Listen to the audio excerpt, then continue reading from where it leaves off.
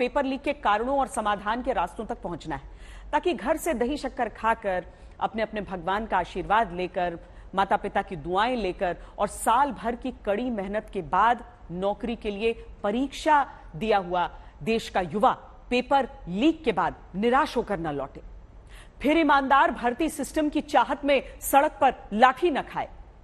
इसीलिए समझते हैं कि भारत में करोड़ों युवाओं को नौकरी के लिए रुलाने का जिम्मेदार कौन है।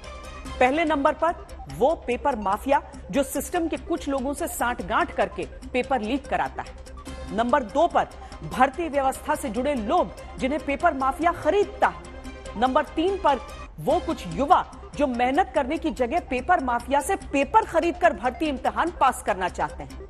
नंबर 4 पर जिम्मेदार है वो कोचिंग संस्थान जिन्होंने शिक्षा को बाजार बना रखा है। वो कोचिंग मालिक जो अपने यहां से ज्यादा भर्ती दिखाने के लालच में पेपर माफिया के साथ हाथ मिलाकर लाखों युवाओं के साथ खिलवाड़ करते हैं। नंबर 5 पर जिम्मेदार है राज्य सरकारें जो भर्तियों को लटका कर रखती हैं, बेरोजगारों की संख्या बढ़ने देती है, एक एक पद के लिए सैकड़ों दावेदार हो जाते हैं, जैसे सामान कम और खरीदार ज्यादा होने पर कालाबाजारी बढ़ती है। उसी तरह सरकारों की अकर्मण्यता से पद कम, बेरोजगार ज्यादा होने पर पेपर लीक का मौका बढ़ जाता है। समस्या और समस्या के जिम्मेदार कौन है ये आपको बता दिया। अब और आगे बढ़ने से पहले जो चेहरे आपके सामने आएंगे उन्हें सुनिएगा। इनमें अपने घर के बच्चों को मुश्किल को समझिएगा। ये वो युवा हैं जो पिछले 1 साल में अलग अलग राज्यों में पेपर लीक के बाद निराश हो गए।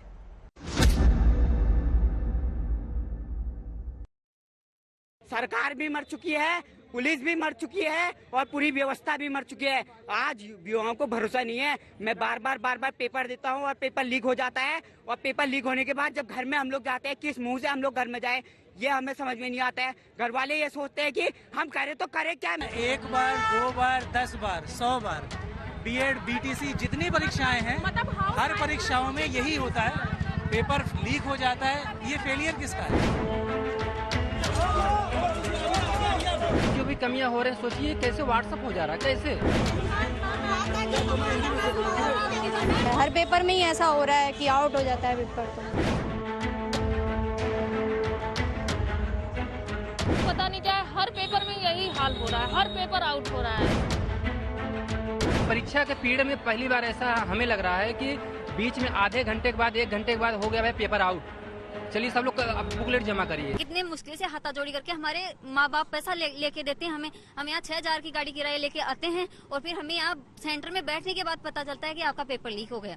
तो बताइए हम ऐसी स्थिति में क्या कर सकते हैं। और हमारे घर वालों ने कितनी उम्मीदें देख रखी थी। हमारे बूढ़े जो माँ बाप हैं वो ये उम्मीद कर रखे थे कि वो कैसे घर पे काम करते हैं कि हमारा बेटा बेटी नौकरी लग जाएगा तो हमारे अच्छे दिन आएंगे। मेरी एक छोटी सी बेटी है, 3 साल की बेटी है। जब भी मैं उससे बात करती हूँ या जब भी घर पे आती हूँ तो ऐसे बोलती है, मम्मा नौकरी लग गई, कैसे आ गई घर पे, नौकरी लग गई क्या। जो सरकार है उसे एक्शन लेना चाहिए, क्योंकि बार बार जो पेपर फूट रहे हैं और विद्यार्थी के जो नुकसान हो रहा है उसकी वजह से सरकार को पेपर कैसे फूट सकता है। तो बार पेपर लीक हो जाते हैं, कौन जिम्मेदार है? इसको तो सरकार जिम्मेदार होगी ना। निर्दोष छात्रों पर लाठीचार्ज करते हैं नीतीश सरकार, ये हम लोग नहीं सहेंगे।